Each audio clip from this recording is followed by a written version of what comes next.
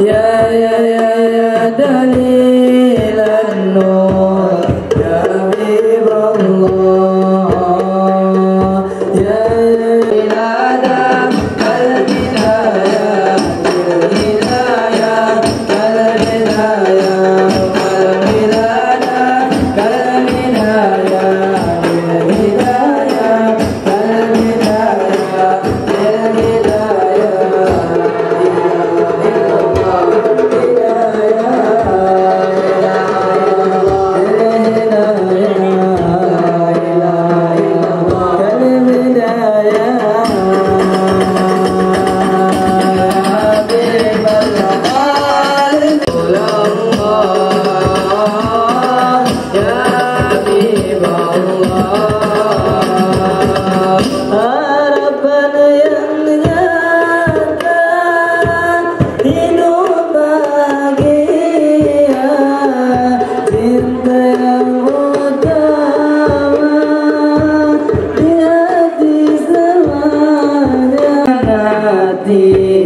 Ya Rasulullah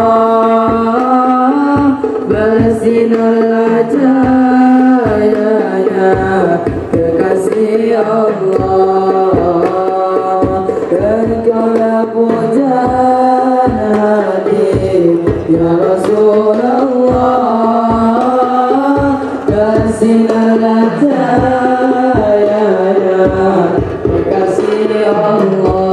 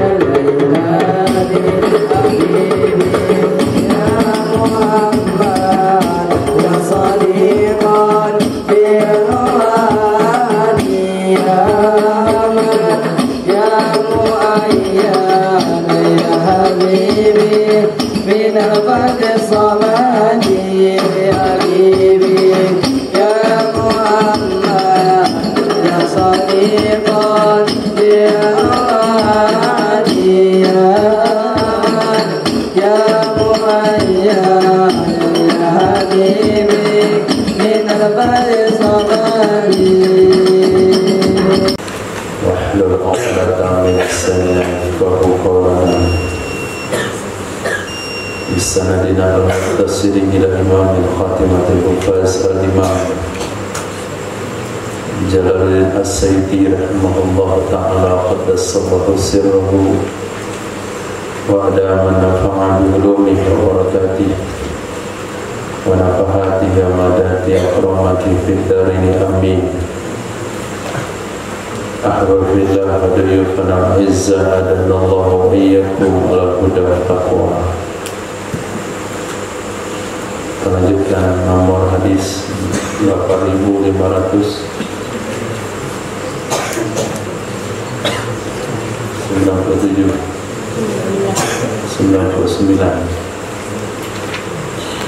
Hadis terdapat dalam Musnad Imam Ahmad bin Hanbal, Imam At-Tirmizi, Imam Hakim. Hadisnya hasan. Nabi SAW bersabda, "Man ta'allaqa syai'an," siapa saja yang bergantung dia kepada sesuatu, wukila ilaihi, niscaya diserahkan akan ia seseorang kepadanya sesuatu. Mesin air dah mati. Duduk. Ini mengganggu ini. Mesin itu dihidupin jika tidak ada kegiatan. Allah, tidak bagus ini. Man ta'allaqa syai'an, siapa saja yang bergantung ia kepada sesuatu, artinya menggantungkan diri kepada makhluk, menggantungkan diri kepada usaha, kepada kepandaian, kebolehan, kepada siapa saja, maka orang itu akan diserahkan Allah kepada mana dia bergantung. Maksud bergantung di sini bukan berarti tidak boleh melakukan asbab duniawi, karena bergantung itu adalah amalan hati. Kalau kita menggantungkan harapan kepada Allah tapi amalan sesuai dengan panduan sunnah, itu tidak dianggap bergantung kepada makhluk. Contoh, sakit minum obat, karena Nabi bersabda, "Tadawaw, berobatlah kamu, fa inna fid dawa'i syifa." Dalam obat itu ada kesembuhan.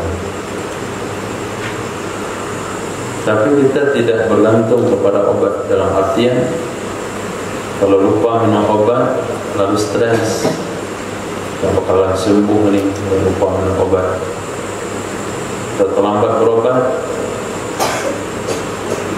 Itu mana ta'alluq. Jadi ta'alluq amalan hati, bukan amalan af'al, bukan amalan jawarih. Amalan jawari itu tetap bergantung, tetap beraktivitas seperti yang orang lain lakukan. Lapar makan, haus minum, sakit berobat, menjauhi perkara yang menyakiti, menjauhi perkara yang berbahaya, mencari perkara yang bermanfaat. Tapi gantungan hati, ta'alluq hati hanya kepada Allah Subhanahu wa ta'ala. Nah, orang yang meninggalkan asbab karena merasa itu adalah perkara yang menyebabkan dia terhalang oleh Allah, orang yang meninggalkan asbab dikarenakan semuanya itu atas kehendak Allah, tidak perlu ikhtiar, itu namanya kaum Jabariyah. Orang yang sepenuhnya yakin kepada usahanya, itu disebut dengan kaum Qadariyah. Kaum Ahlus Sunnah wal Jamaah adalah melakukan aktivitas sebagaimana diperintahkan oleh Nabi SAW, tapi masalah hati hanya ta'alluq dengan Allah. Bagaimana ta'alluq dengan Allah? Di antaranya Imam Dusuki mengajarkan bahwasanya kita harusnya kita harusnya menzikirkan kalimat la ilaha illallah 300 setiap kalinya, setiap harinya. Dengan mengucapkan kalimat la ilaha illallah di lidah, kemudian di hati diisyaratkan la ahada yaftakiru ila ahadin illallah wa yaftakiru ilaihi kullu syai'. Jadi ketika membaca kalimat la ilaha, kita niatkan dalam hati, bukan suruh sambung, kita niatkan dalam hati, tidak ada zat yang bergantung kepada satu apapun kecuali hanya Allah, dan tidak ada zat yang berhajat kepadanya segala apapun kecuali hanya Allah. Nah, itu harus dihadirkan di kalimat la ilaha. Di kalimat itu harus hadir dalam hati. Dia kan panjang itu. Ketika dilatih, maka kita akan terbiasa dengan menghadirkan kalimat tersebut. Ini cara melepaskan ta'alluq qalbi kepada makhluk. Nah, hadis berikutnya Nabi SAW bersabda, "Man ta'allama ar-ramya." Siapa saja yang telah belajar, ia akan memanah. Siapa saja yang telah belajar, ia akan memanah. Summa tarakahu, kemudian dia tinggalkan akannya memanah. Kemudian dia tinggalkan akannya memanah. Itu faqad asani, maka sungguh dia telah maksiat ke aku. Nah, maka sungguh dia telah maksiat kepada aku, telah maksiat ke Nabi SAW. Jadi kalau sudah belajar memanah, tetap mempertahankan semangat memanahnya. Kalau ditinggalkan tanpa uzur, maka hukumnya maksiat. Apalagi yang sudah daurah panah, satu harian daurah panah, gaya mazhab, belajar 4 mazhab pernah. Mazhab apa saja? Zahiri, Tahiri, Hashimi, Sehadati, Ishaqi, 3 Tawari. Nah, maka maksiat hukumnya kalau ditinggalkan. Maka tidak, kalau selagi ada waktu untuk berolahraga, maka panah yang pertama sekali. Kalau diganti panah dengan main bola, berarti faqad asani, dia telah maksiat ke aku. Apalagi yang sudah paksa orang tuanya untuk beri panah. Hadis berikutnya Nabi SAW bersabda, "Man ta'allama ilman." Siapa saja yang mempelajari, ia akan ilmu agama. Ilmu di situ ilmu agama. Li ghairillah, bukan untuk selain Allah. Dia mempelajari ilmu agama untuk selain Allah. Falyatahawwa maq'adahu minan nar. Maka hendak ia menyiapkan tempat duduknya, maka hendaklah ia mempersiapkan maq'adahu, tempat duduknya dari neraka. Hadis hasan riwayat Imam At-Tirmidzi. Zahra, tak pernah belajar. Nah, itu yang saya menjelaskan untuk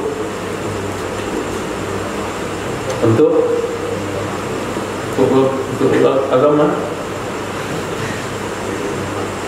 jadi ulama. Untuk apa jadi ulama?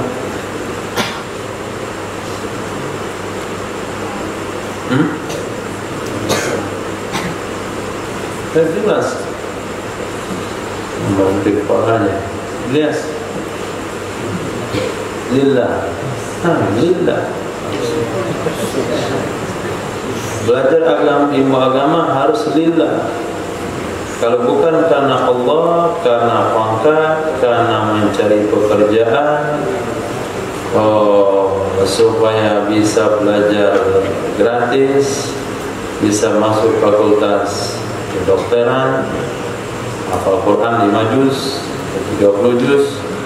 Siapa saja yang coba-coba belajar ilmu agama tujuan duniawi, kata Nabi, siapkan tempat duduknya di neraka. Maka ilmu agama bukan untuk cari duniawi. Terlalu kecil duniawi dicari dengan ilmu agama. Duniawi itu cukup dicari dengan berbengkel. Masak goreng ubi, menggoreng pisang, menggoreng bakwan, itu bisa untuk digunakan. Buka ban mobil, itu bisa untuk mencari duniawi. Tapi Quran dan hadis itu terlalu hina kalau digunakan untuk itu. Maka Allah marah sekali. Masa kamu ngaduk semen pakai sendok nasi?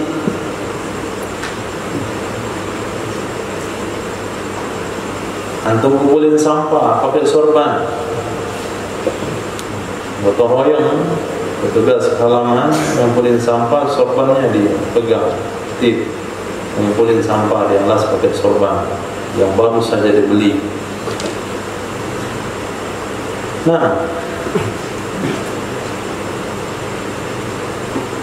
Kalau untuk sampah jangan pakai sorban, cukup karung bekas beras, cukup kantong plastik, cukup kresek yang sudah berlubang sekalipun. Begitu. Anduk baru dibeli, lapang ke kuali hitam. Tuh apa anduk bersihin kuali? Marah orang tua, bukan itu untuk bersihin kuali.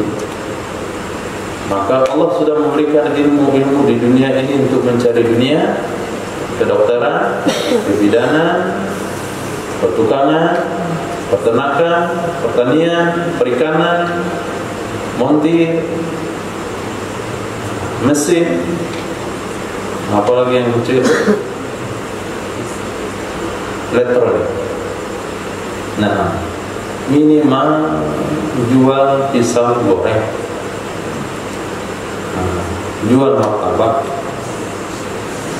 Tapi untuk belajar hadis, dah capek-capek mutalaah belajar hadis, kemudian merah telinga kena serang, mengantuk mata ketika mutalaah, kemudian mesti begini, mesti begitu, lalu sudah dapat ilmu agama dengan seluruh pengorbanan, kemudian dia cari cuma dunia.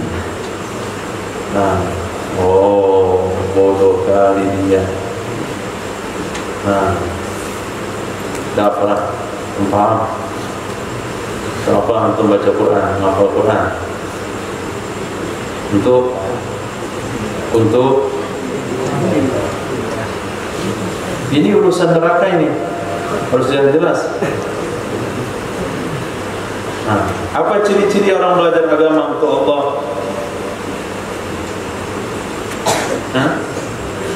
Ciri-ciri orang belajar agama lillah. Atau pertama, enggak cari ijazah. Itu ciri-ciri pertama. Yang kedua, dia mengamalkan ilmunya dan dia menyenangi ilmu agama itu.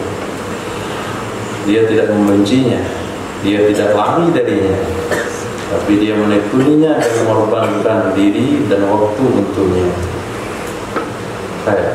Insyaallah mudah-mudahan antum jadi ulama rabbani akhir zaman.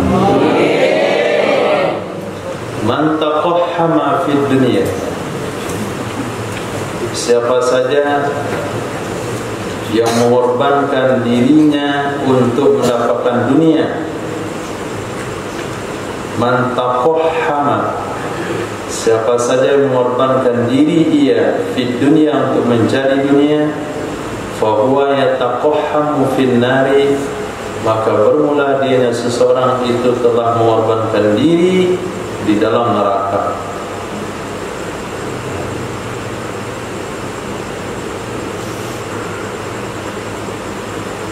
Definisi dunia adalah seperti yang kita baca kemarin di dalam kitab Sunan Abi Daud. Nah, dunia adalah sesuatu yang tidak ada tujuan sama sekali untuk akhirat. Orang yang berangkat pagi bekerja untuk mencari rezeki yang halal menafkahi anak dan keluarganya, itu bukan dunia. Orang yang berangkat ke pasar dengan tujuan supaya bisa mencontohkan menjadi pedagang yang sesuai dengan sunnah dan menegakkan hukum-hukum Islam dalam perdagangan, bukan dunia. Maka dunia atau tidak dunia itu tidak bisa dinilai oleh orang lain. Dia bergantung kepada niat yang baik dari orang tersebut. Man tamassaka bi sunnati dakhala jannah. Siapa saja yang berpegang teguh dengan sunnah, itu masuk ia ke dalam surga. Siapa saja yang berpegang teguh dengan sunnah, masuk ia ke dalam surga. Apa maksud berpegang teguh dengan sunnah? Seperti yang dicontohkan oleh Sayyidina Anas bin Malik radhiyallahu anhu. Wahai labu, sebetulnya saya tidak suka kamu, tapi karena Nabi suka kamu, maka saya menyukaimu. Seperti yang dikatakan oleh Imam Ahmad bin Hanbal, saya tidak bisa makan semangka karena saya belum tahu bagaimana cara Nabi membelah semangka. Nah, itu nafsu berpegang teguh.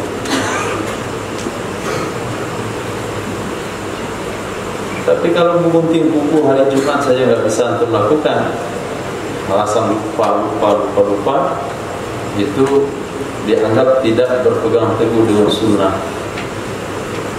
Walaupun beli celana baru tetap dipotong, walaupun mahal harganya, di atas mata kaki, itu berpegang teguh dengan sunnah.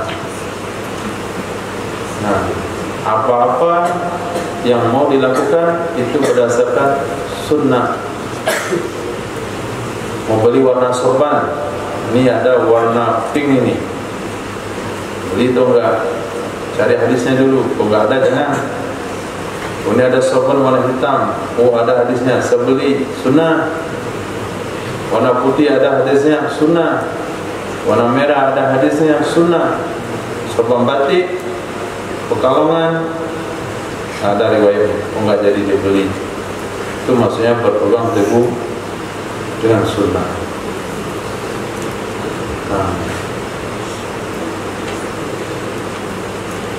Nah,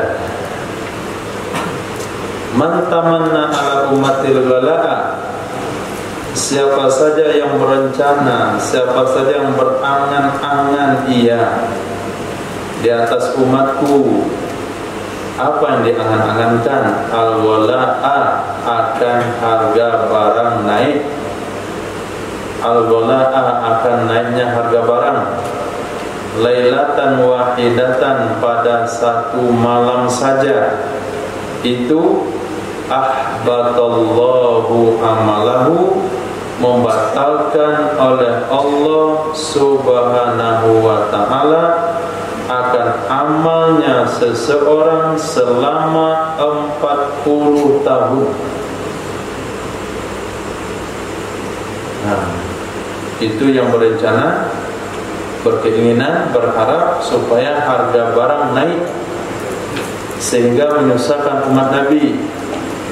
Satu malam saja rencana itu ada di benaknya, maka amalan dia 40 tahun dibatalkan oleh Allah Subhanahu wa ta'ala. 40 tahun itu sudah lebih separuh usia.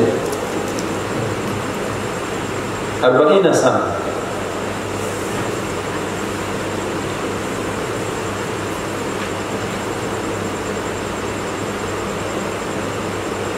Berarti betapa pentingnya untuk tidak menyakiti kaum muslimin.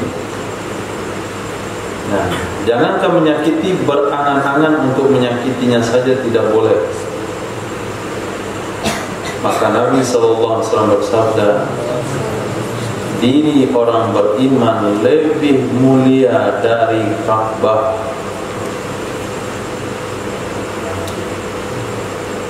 Maka kita anggap orang yang meludahi Ka'bah itu kurang ajar, maka meludahi orang beriman lebih kurang ajar.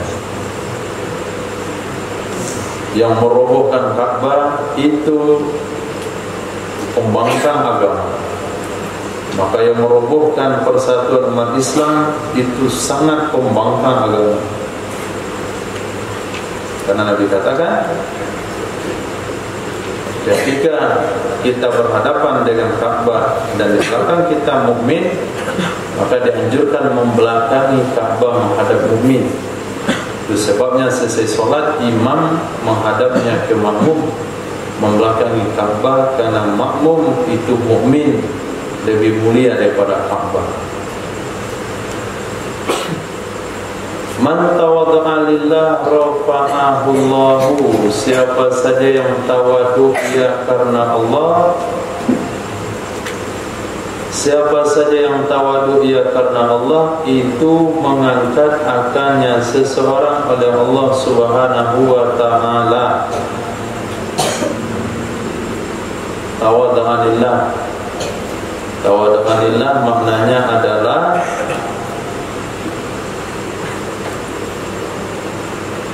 merendahkan diri karena keagungan Allah.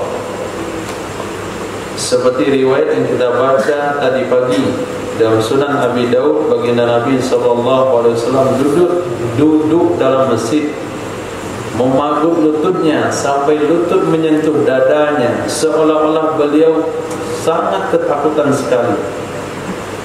Itu namanya tawaduk lillah.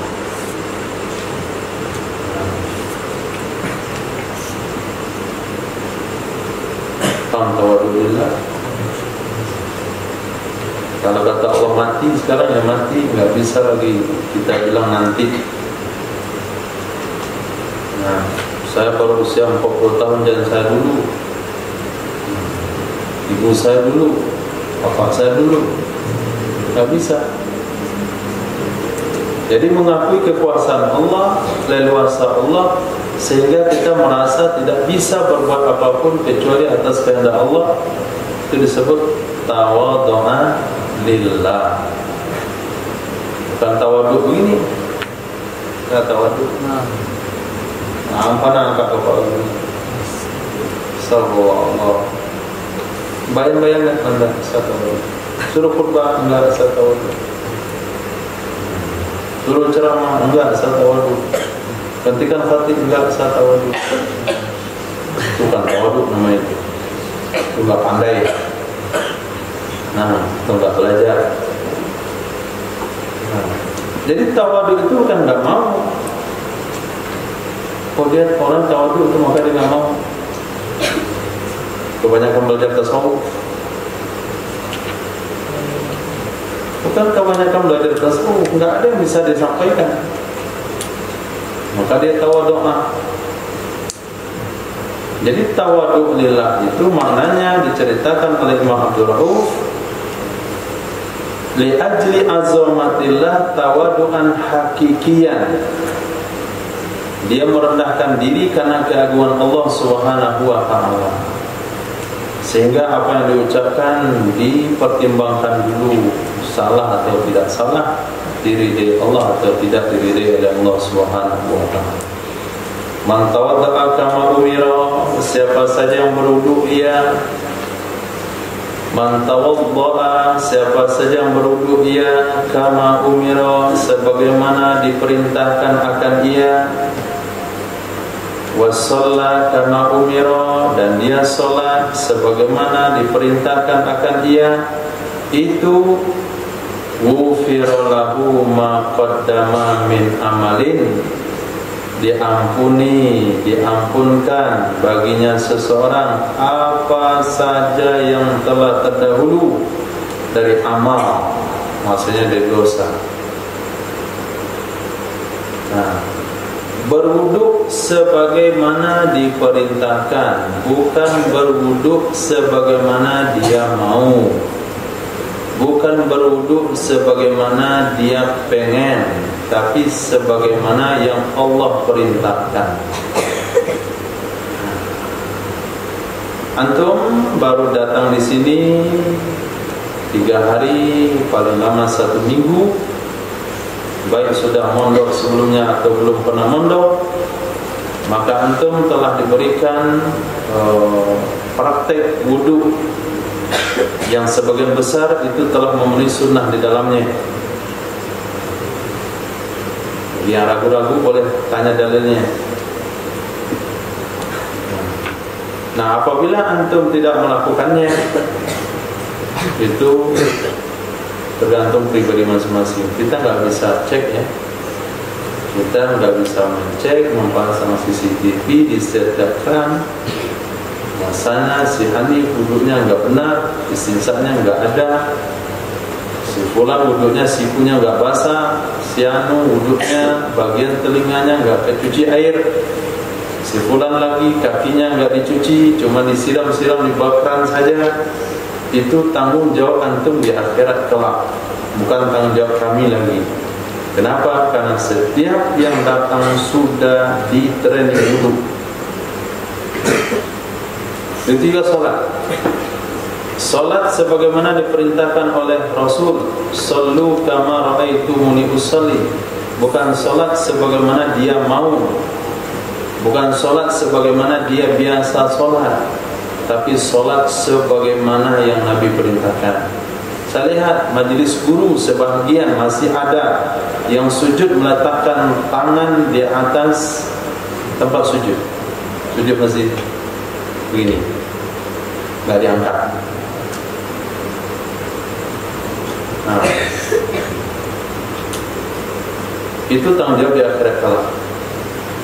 Kita sudah katakan, Nabi sudah ancam jangan sujud seperti anjing sujud. Padahal kucing juga begitu, kambing tidur juga begitu. Tapi Nabi pilih bahasa anjing. Nah, wala tasjudu kama yasjudul kalb. Kenapa enggak Nabi pilih bahasa kucing? Kenapa Nabi pilih bahasa anjing? Supaya orang tidak mau menyerupakan diri dengan anjing, supaya dia menjauhi perbuatan tersebut, tapi tetap juga dilakukan. Itu saya rasa tidak peduli dengan gerakan sholat, tidak peduli dengan sunnah sholat. Masih aja yang sujud kakinya terangkat, kemudian ketika ada lama dikit baru diturunin ke bawah. Dari awal sujud kaki sudah nancap di tempat sujud, dengan jari jemari menghadap semuanya ke arah kiblat. Masih ada duduk antara dua sujud yang kakinya berlipat, ditempelkan kaki kanan di atas kaki kiri. Nah, antum pulang dari sini karena takdir pada Allah hanya bisa hafal 1 juz 1 tahun, 2 tahun 2 juz, 3 tahun 3 juz, 5 tahun mundur, dapat cuma 5 juz saja.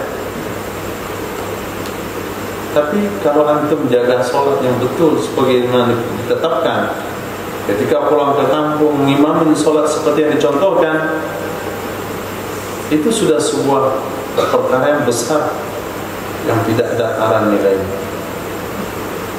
Walaupun selesai 30 juz, kemudian ngimamin sholat ketika antum di tempat masing-masing, di musola yang antum imamin, tapi tidak pakai surah-surah pilihan, tidak pakai surah pendek, cabut ayat ini sepotong, ayat itu sepotong, enggak ada gunanya belajar.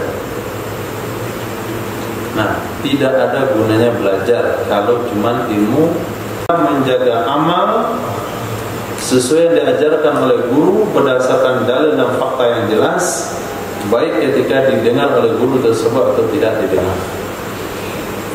Nah, karena itu nilai besar, di sana letaknya nilai besar.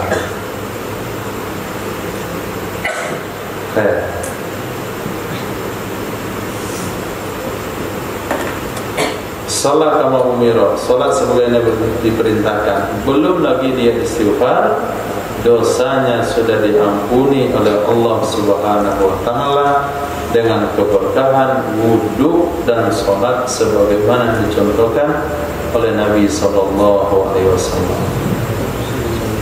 Man tawadda'a ala tuhrin, siapa saja yang berwudu ia di atas suci.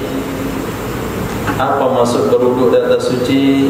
Maghrib ini wudunya enggak batal, nanti mau salat isya dia ulang wudu lagi, kutiba lahu asyru hasanat. Nah, ditulis baginya seseorang akan 10 kebaikan.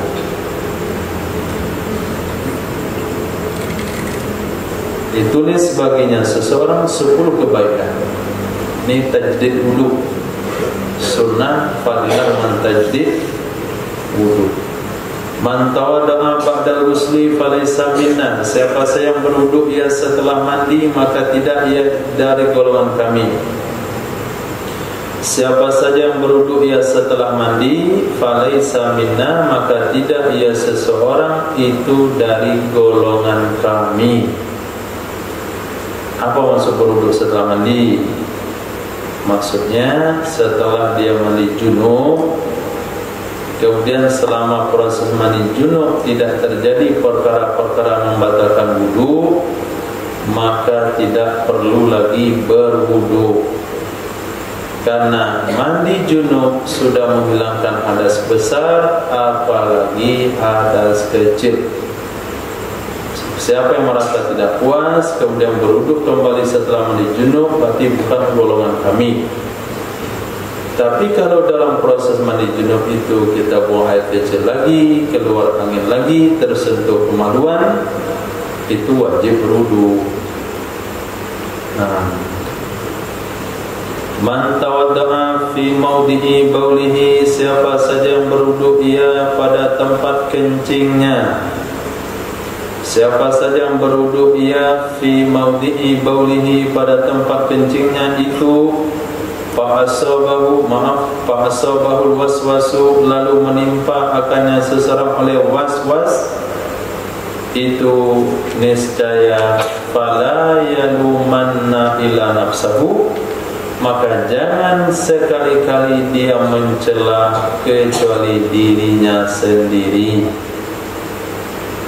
Jangan berwudu di WC. Orang yang wudu di WC lalu timbul was-was, maka jangan sampai mencela dirinya sendiri. Ada was-was dalam sholat. Nah, takbirnya banyak sekali. Nah, ada was-was ketika wudu, cuci muka habis air setengah tandon, baru selesai cuci muka. Ada was-was ketika puasa, setiap hari mengubah, ada kerjanya nah habis saya biunya. Siapa yang terlihat? Yang lihat? Nggak ada di sini. Nah, yang ada tuh kemarin Ramadan lalu, sekarang nggak ada. Nah, si was-wasan. Ada lagi yang para was-was tauhid, was-was akidah, rasa-rasa dia kafir aja, rasa-rasa murtad. Nah, maka dibersihkan dengan cara, dihindari dengan cara jangan berwudu di dalam WC. Nah, siapa yang berwudu dalam WC lalu kena was-was, jangan cela kecuali diri sendiri. Man tawadda'a yaumal jumu'ati, siapa saja yang berwudu ia pada hari Jumat, fabiha wa ni'mat, maka dengannya dan dia sudah bagus. Maka dengannya wa ni'mat, maka dia sudah bagus. Maksudnya cukuplah itu. Fabiha wa ni'mat, itu cukup. Wa man iktasala, siapa saja yang mandi ia, fal wuslu afdalu, maka mandi itu lebih bagus. Siapa saja mandi ia, maka mandi itu lebih bagus. Nah, mandi lebih baik. Mandi Jumat semua? Ada niat mandi Jumat,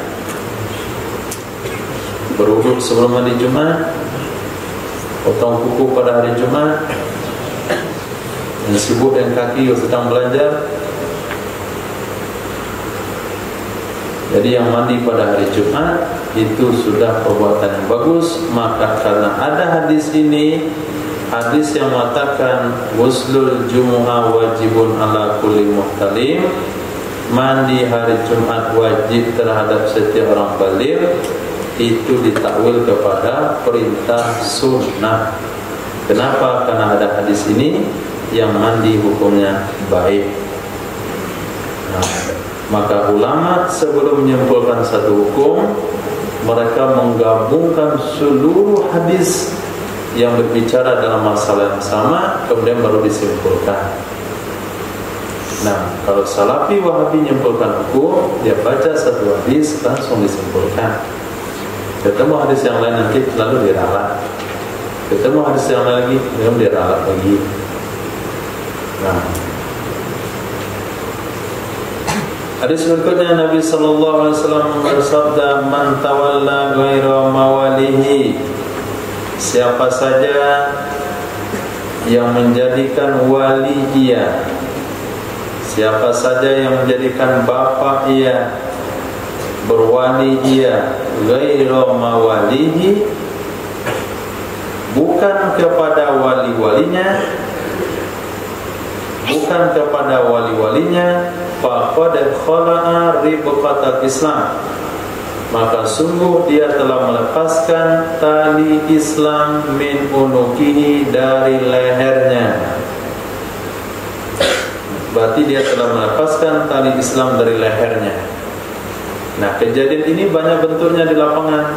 Di antaranya adalah orang yang mengaku bapak bukan kepada bapak nasabnya, orang yang mengaku wali bukan kepada walinya. Dia kawin lari, dicari dia wali di situ, bapak, paman, adik bapaknya katanya. Kamu adik bapaknya? Bilang kakaknya, padahal enggak kakaknya. Maka dosanya besar, sama dengan melepaskan tali Islam dari leher. Nah, manjadala fi khusumatin bi ghairi ilmin. Ini catat baik-baik hadis ini, hadis sahih. Manjadala, siapa saja yang berdebat dia, berbantah-bantah dia, fi khusumatin, dalam sebuah perdebatan, bi ghairi ilmin, dengan tanpa ilmu pengetahuan, itu lam yazal fi sakhatillah, senantiasa ia seseorang di dalam murka Allah Subhanahu wa taala, hatta yanzi'a, sehingga dia melepaskan dirinya.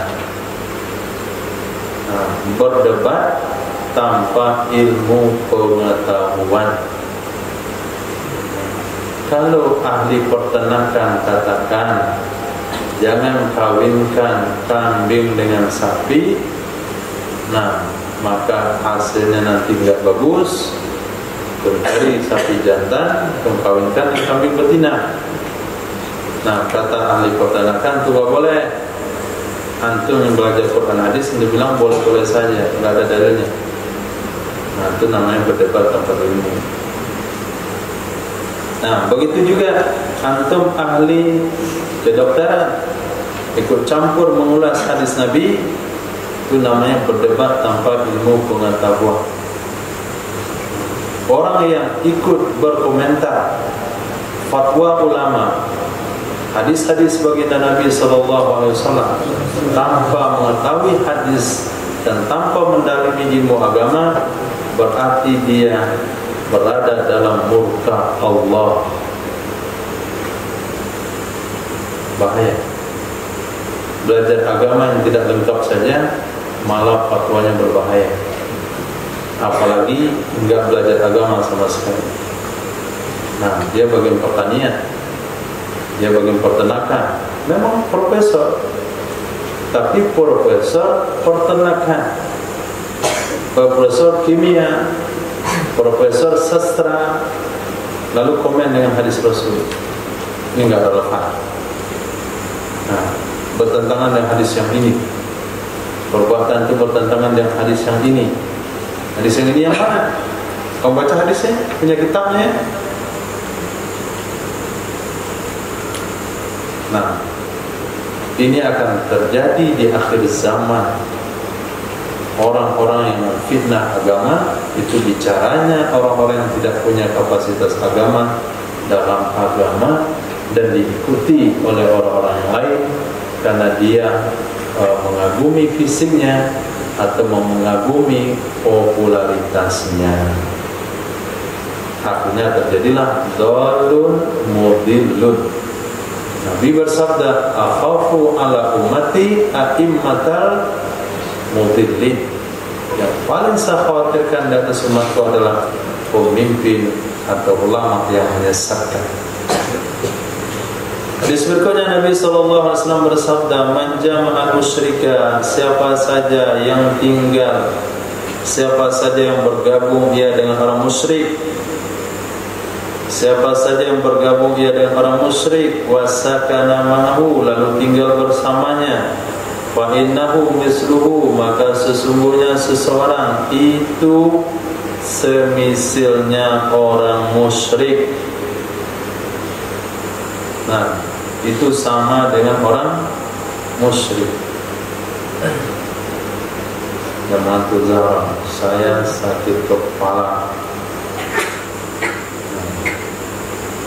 antum nggak tidur, saya juga nggak tidur, jadi sama-sama nggak tidur.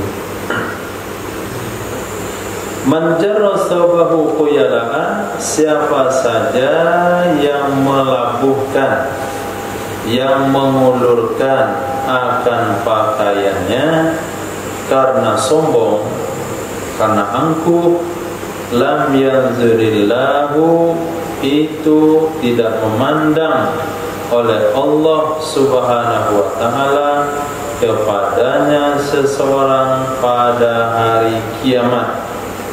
Hadis ini terdapat dalam Sahih Bukhari, Sahih Muslim, Sunan Tirmizi, Abu Daud, Ibnu Majah, Nasa'i, seluruh kitab sita meriwayatkannya. Hadis sahih. Itu sebabnya isbal itu ikhtilaf, perkara khilafiyah, bukan perkara muttafaq di kalangan ulama. Maka ketika kita berjamaah nampak imam kita isbal, kita katakan dia uzur. Nampak imam kita uzur, yang isbal, kita katakan dia tidak sombong. Nah, tapi bagi kita, kalau sudah Nabi larang untuk mengulurkan pakaian di bawah mata kaki, ketika Nabi suruh celana di atas mata kaki, lalu kita tidak mau, itu apa namanya? Sombong. Kata Nabi, siapa yang mampu meninggikan celananya setengah betis, tinggikanlah. Kemarin ada muzakarah di kedai kopi, sisi pengajian. Nah, jadi kalau Salafi sekarang meninggikan celananya lewat setengah betis, di bawah dikit lutut. Ketika dia sujud itu nampak lututnya. Ketika dia ruku itu tinggi celananya hampir sampai ke lututnya. Itu ciri-ciri yang ngamalin hadis pakai nafsu. Nah, semakin tinggi celananya semakin tinggi imannya. Itu enggak ada standar. Jadi standar maksimal mengangkat celana itu hanya di tengah betis. Nah, itu standar maksimal. Lebih pada itu tuh kan celana sunnah itu celana main bola. Kalau begitu lebih tinggi imannya si Batman itu, karena angkat celana sampai ke pangkal paha. Kalau orang di Bali situ kan tinggi-tinggi imannya itu, ini celananya angkat makin tinggi. Itulah disuruh bermazhab atau bermazhab dengan memahami hadis sendiri, angkat celana tinggi-tinggi ya. Maksimal kata Nabi tengah betis. Kalau kalian enggak mampu, mata di atas mata kaki. Nah, kalau sudah Nabi suruh dan tidak peduli, itu namanya sombong. Nah, kecuali ada beberapa pertimbangan. Satu, antum jadi imam, tapi kaki ada cetakan-cetakan itu uang logam. Nah, ada uang logam 100, 50, dan 500. Tentu turunkan dikit celana supaya enggak imam makmumnya enggak geli-geli belakang. Itu boleh, itu namanya uzur. Atau kaki kena motor, atau antum jadi imam sementara kaki sudah dulu dilukis, ada gambar harimau di situ. Nah, antum dah hafiz sekarang, dulu dilukis waktu dulu. Nah, ada gambar harimau, ada gambar apa. Kemudian antum turunkan kaki celana untuk menutupi lukisan di kaki itu. Nah, sebelum bertobat, itu hukumnya boleh isbal. Itu bukan karena sombong, itu karena kemaslahatan orang lain. Tapi kalau nggak ada kepentingan, cuma senangnya saya pengen celana itu sampai ke mata kaki, itu namanya sombong. Nah, ada juga yang memahami isbal itu dalam sholat yang dilarang, sehingga ketika dia bergaya sore-sore itu tutup mata kaki. Ketika pulang kampung hari Jumat nutup mata kaki. Tidak boleh lagi yang pulang hari Jumat pakai koko atau tanpa gamis. Nah, jadi isbal itu bukan di dalam sholat saja, tapi di luar sholat juga harus menjaga isbal. Karena hadisnya bukan hanya dalam sholat, di luar sholat juga sama. Manjarada Zahrari muslimin biwiri hakin, siapa saja yang menyingkapkan dia akan punggung seorang muslim tanpa ada hak, laki Allah, itu bertemu ia seseorang dengan Allah, wa huwa alaihi ghadban, dan dianya Allah di atasnya seseorang itu marah. Nah, siapa yang menyingkapkan punggung seorang muslim tanpa hak, dia bertemu dengan Allah dan dianya Allah di atasnya seseorang itu marah. Apa maksud menyingkapkan di sini? Menyingkapkan di sini artinya memukul. Nah, memukul tanpa ada hak, maka dia akan bertemu dengan Allah dalam keadaan marah. Manjuila qadiyan, siapa saja yang dijadikan dia sebagai qadi, siapa saja yang dilantik dia sebagai qadi bainan nasi, antara manusia,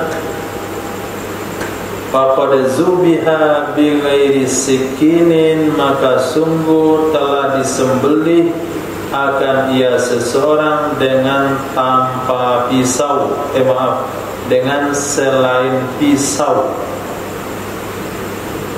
Hadis sahih riwayat Sunan Abi Daud, Ibnu Majah, Imam Hakim, Imam Ahmad bin Hanbal. Yang dilantik jadi qadhi, yang dilantik jadi hakim. Nah, mahkamah tinggi, pengadilan negeri, siapa saja, kalau dia tidak adil atau ketika dilantik saja, Nabi memberikan bahasa peringatan, dia seolah-olah disembelih dengan selain pisau. Kalau kita sembelih kambing dengan pisau, semakin tajam pisaunya, semakin cepat kesakitan dari kambing itu. Walaupun kambing itu disembelih nggak sakit sebetulnya, dia senang sekali disembelih, apalagi untuk korban. Nah, ini disembelih dengan selain pisau, mungkin dengan dengan gergaji, atau dengan seng, borok lehernya, atau dengan kayu, atau dengan batu bata, bagaimana lama sakitnya itu, atau dengan benang layang, benang pancing. Nah, begitu beratnya orang yang nanti jadi qadhi, maka jangan mau jadi hakim. Nah, Man jalaba 'alal khayli yawmar rahani falaysa minna. Allah, apa di jalaba? Man jalaba 'alal khayli yawmar rahani falaysa minna. Ka kitabin may jallu ka kitabin yawmar rihani ma yaj'alu liman ghalaba. Sesuatu yang dijadikan bagi orang yang menang ia. Dikatakan tarahanal qawmu akhraja kullu wahidin minhum rahna. Nah, jalaba artinya mendapatkan.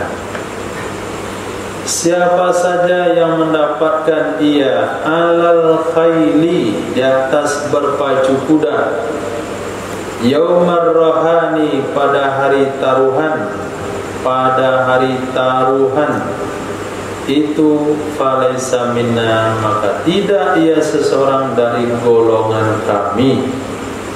Walaupun memelihara kuda adalah sunnah yang ditegaskan di dalam Al-Quran, wa'iddu lahu mastata'tum min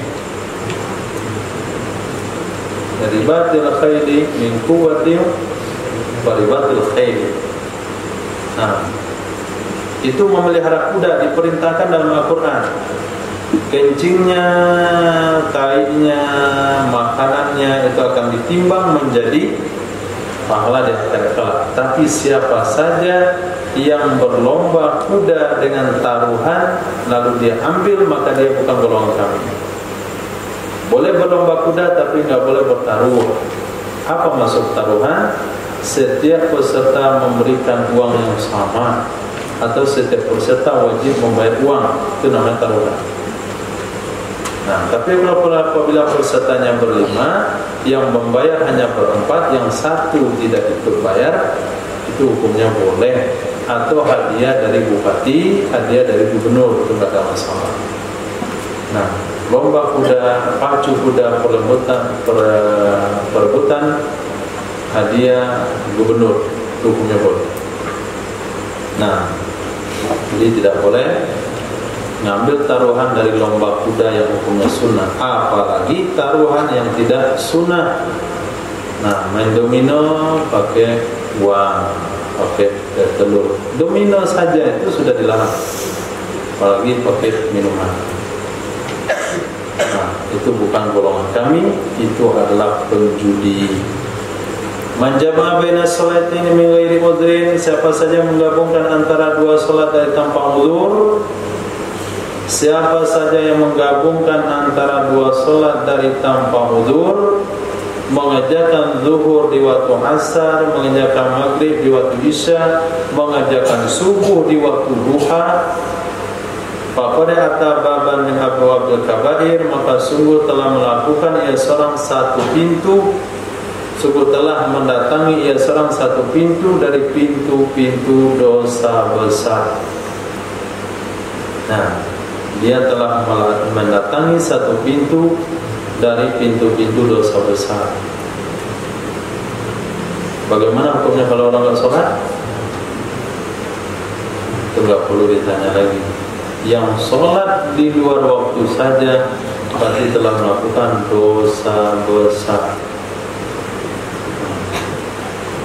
Perlu dijadikan perhatian bagi kita, bagi antum ketika di rumah, untuk menjaga sholat semaksimal mungkin.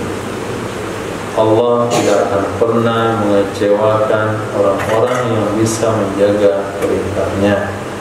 Hadis berikutnya Nabi SAW bersabda, "Man jama'al mala min ghairi haqqihi", siapa saja yang mengumpulkan ia akan harta dari tanpa haknya, siapa saja yang mengumpulkan ia akan harta dari tanpa haknya, itu sallatahullahu alal ma'i wattin, memberikan kekuasaan akannya harta oleh Allah kepada air dan tanah. Yang mengumpulkan harta tanpa jalan yang benar, harta didapat dengan riba, harta didapat dengan korupsi, dengan menipu, dengan curang, dengan berbohong di dalam berjual beli, mengurangi timbangan, memalsukan barang, atau menutupi kekurangan barang yang dijual. Apapun bentuknya harta yang dikumpulkan tanpa ada hak, Allah akan berikan kekuasaan kepada tanah dan air untuk menghancurkan harta tersebut. Akhirnya tertimbun oleh longsor, terbawa oleh banjir, rusak oleh banjir, dan lain sebagainya. Tapi harta yang bersih dari perkara-perkara yang haram itu akan diselamatkan oleh Allah Subhanahu wa ta'ala. Man jama'al Quran matta'ahullahu bihaqli hatta yamut. Ini salah satu hadis motivasi untuk kita menghafal Al-Quran. Siapa saja yang mengumpulkan ia akan Al-Quran, maksudnya siapa saja yang menghafal Al-Quran secara total. Man jama'al Quran, siapa saja yang mengumpulkan ia akan Al-Quran, dalam kurung menghafal Al-Quran secara lengkap, itu memberikan kesenangan akan orang tersebut oleh Allah Subhanahu wa ta'ala dengan akalnya seseorang hatta yamuta, sehingga dia meninggal dunia. Jadi dia tidak akan pernah hilang akal. Tidak ada istilah pikun bagi para penghafal Al-Quran walaupun usianya sudah lanjut. Orang yang menggunakan akalnya untuk menghafal Al-Quran Al-Karim secara lengkap, Allah akan tetap jaga akalnya sampai dia mati.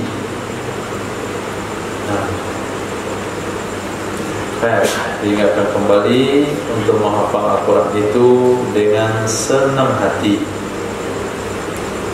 dengan mencintai Al-Quran, bukan karena satu tuntutan, bukan karena keterpaksaan, bukan karena terburu terkejar target, tapi betul-betul dengan perasaan senang hati dan menikmati. Nah, maka akan Allah berikan kemudahan-kemudahan. Sesuatu yang kita kerjakan karena terpaksa atau terburu target, kita akan merasa lama dalam sesuatu tersebut. Tapi apabila kita melakukan sesuatu dengan menyenanginya, menikmatinya, maka masanya merasa sebentar. Nah, mana lebih lama nonton film dari mengaji? Film.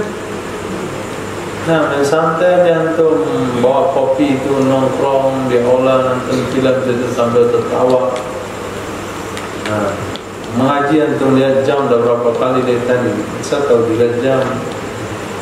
Nah, tinggal beberapa menit lagi. Malamnya agak cepat dikit. Nah, kenapa orang tafaku belum istirahat? Nah, baik. Jadi apabila kita lakukan dengan menikmati, itu tidak terasa waktu, tidak ada terasa beban. Maka perlu kepada hati.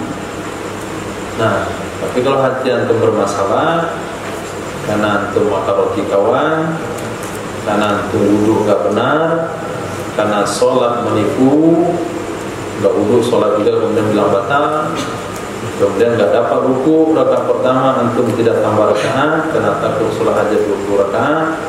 Apabila ada kecurangan-kecurangan, hatinya akan konslet, tidak akan pernah sejalan dengan kebenaran. Hati orang yang sejalan dengan kebenaran adalah hati-hati orang yang jujur. Nah, kalau saya salah, saya buat tugasnya. Apa salah saya? Apa dendam? Nah, saya akan kerjakan semaksimal mungkin. Maka Allah akan perbaiki hati. Tapi apabila orang menipu, orang berkali-kali menipu,